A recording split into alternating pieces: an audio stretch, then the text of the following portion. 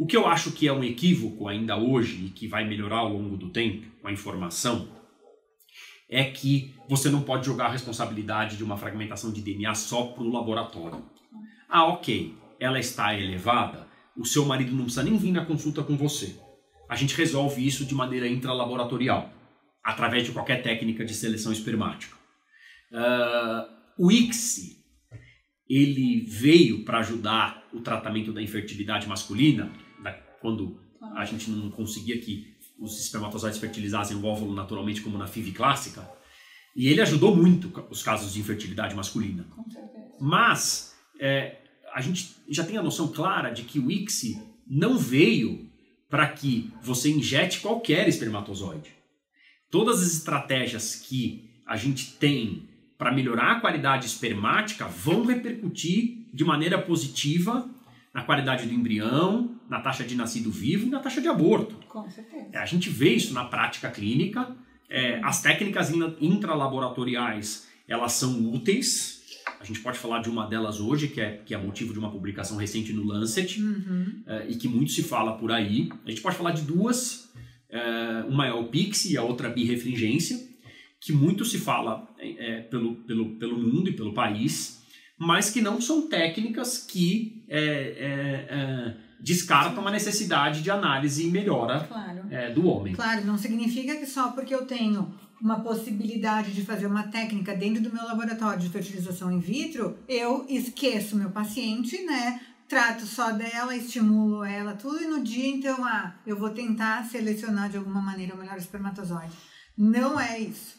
Mas, e Conrado, como que são essas técnicas, né? Como que elas são feitas dentro dos laboratórios, então, antes da fertilização in vitro? Existem uma série de técnicas de seleção espermática, todas nasceram e os papers que surgiram vieram com o intuito de selecionar o melhor espermatozoide possível para se injetar dentro do óvulo. Inicialmente com relação ao PIXI, e que tem esse trabalho super recente agora no Lancet, o PIXI, a literatura dele é mais robusta com relação à birefringência, que é uma outra técnica de seleção espermática. Nós tínhamos até agora esse paper no Lancet, uma série de trabalhos com relação ao PIXI, 3 RCTs, e 3 RCTs anteriores pequenos, um com 150 e poucos casos, RCTs, todos eles que não vislumbraram como endpoint primário taxa de nascido vivo. Tá? O que a gente tinha de literatura até hoje é que o PIXI leva a uma tendência de queda do número de abortos, ok? Quando você randomiza o PIXI na população em geral, o casal vai randomizar ICSI e PIXI, uma boa randomização, o grupo do PIXI tem uma tendência menor a aborto. Mas nenhum dos RCTs anteriores, um da Human, um da Fertility, estudaram como desfecho de endpoint primário taxa de nascido vivo. Tá? Esse trabalho do Lancet, agora recente, 2019, é o maior RCT de seleção espermática com PIXI. O que o PIXI faz, na verdade? É uma plaquinha, e essa plaquinha ela contém uma substância, que é o ácido hialurônico, que é muito presente na zona pelúcida do óvulo, e ela pressupõe que espermatozoides que têm o binding se ligam ao ácido hialurônico seriam espermatozoides mais maduros, menos jovens. E o que se pressupõe com isso? Por que é falsa a ideia de que, se você selecionar o espermatozoide mais maduro, ele é um espermatozoide que não tem fragmentação de DNA alterada? Aí que está o gap. A ideia é que o PIXI seleciona o mais maduro, que se liga bem ao ácido hialurônico. Então, eu vou selecionar na plaquinha aqueles que se ligam ao ácido hialurônico e vou injetar no óvulo. Esse trabalho do Lancet mostrou, sim, uma tendência menor de aborto no grupo de PIXI, mas a taxa de nascido vivo é idêntica ao ICSI, com quase 3.000 tratamentos em cada braço. Tá? É difícil que surja um trabalho maior que esse. E qual que é o gap do raciocínio? E ele fala isso no final do editorial. A gente randomizou 2 grupos. E supostamente, nessa randomização, que não incluiu o homem com frag alta e com frag baixa, a gente tenha nos dois grupos homem com frag alta e com frag baixa. Tudo misturado. Tudo misturado na nossa randomização. Não mostrando diferença. O gap é que não existe nenhum trabalho que mostra até agora que a célula que se ligou ao ácido hialurônico, que é uma célula mais madura, tem frag mais baixo. Né? A gente precisa desse trabalho, mas só a ideia de que você não escolher a célula que não se liga ao ácido hialurônico, você está protegendo de não ter pego uma célula espermática com frag alta, essa ideia aqui não bate. Então, o PIXI hoje, na população em geral, ele não pode ser defendido. Esse trabalho do Lancet derruba o PIXI no casal, na população em geral. Talvez, Márcia, aí que é o X da questão, talvez, se a gente tiver um trabalho em breve que selecionou homens com fragmentação alta para fazer PIXI e não PIXI, talvez a gente mostre que ele ajude, mas a gente não pode esquecer, todo esforço deve ser feito para o pré-laboratório.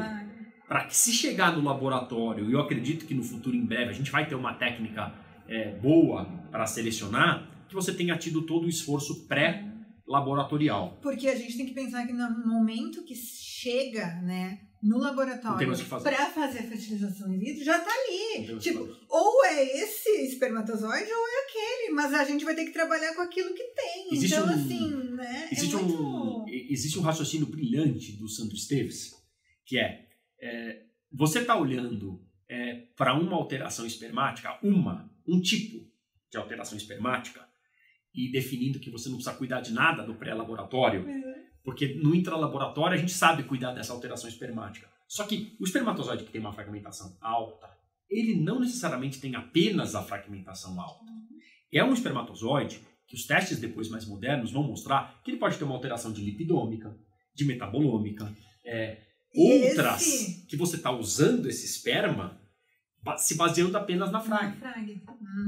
E falando, né, nessa série de testes, lipidômica, metabolômica, proteômica, são todos testes que estão em pesquisa. Então é teste para estudar as proteínas, teste para estudar os lípidos, teste para estudar uma série de coisas que pode estar presente na célula, que pode estar presente no espermatozoide, mas todos estão em processo de investigação. Então, é pouca coisa que tem hoje, né? Tá andando, tá começando, e aí no futuro, né? Talvez. 50 anos, 30 anos, 20 anos, talvez a gente possa ter novos testes. Hoje, para amarrar o nosso raciocínio, a gente faz um bom espermograma, e se tiver alterado, um bom espermograma acompanhado de uma fragmentação de DNA, e se tiver alterada a fragmentação de DNA, a gente sugere uma contraprova com uma abstinência curta.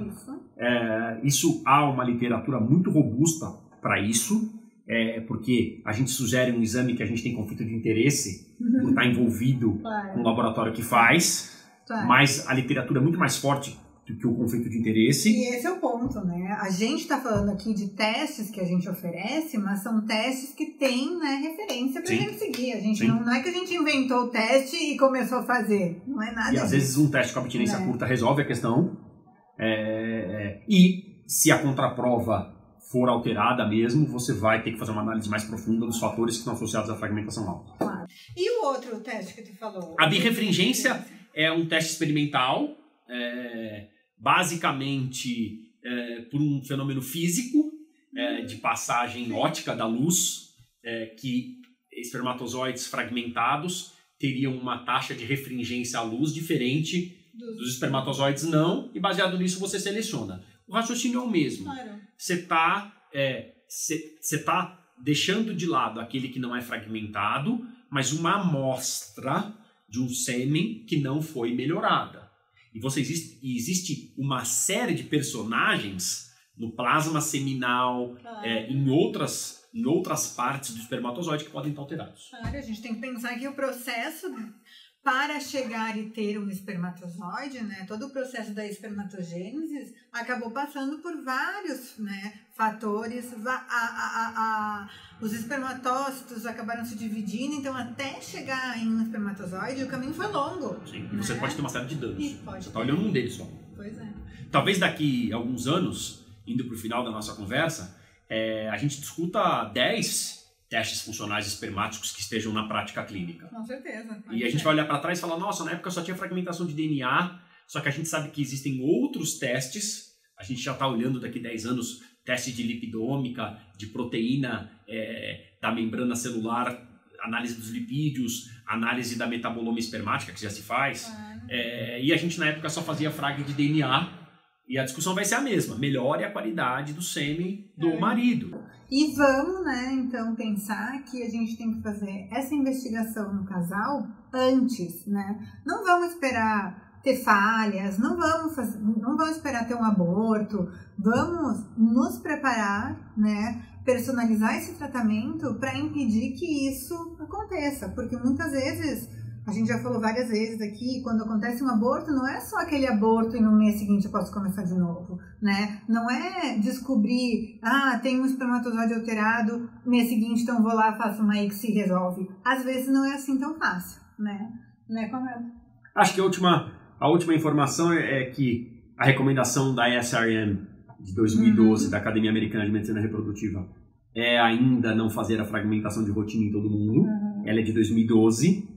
Ela recomenda fazer a fragmentação de DNA em falha de FIV, mas a gente sabe que do ponto de vista humanizado é difícil explicar para um paciente, para uma paciente, por que não fez o exame antes. Porque tu não pediu antes, né? Não dá, não. Hoje a gente chegou já num ponto da medicina que não oferecer, ou ao menos não, né, informar o nosso paciente de que esses exames existem, esses exames são possíveis de fazer, isso já não se meu marido ia fazer um espermograma, por que não fez o exame? Claro.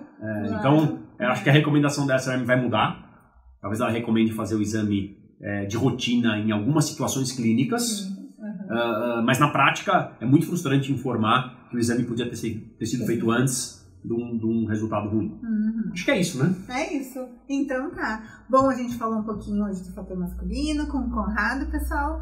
E boa tarde a todos e obrigado, Conrado, pela Eu que agradeço a doçura de sempre de vocês e adorei ter vindo aqui na Genomics.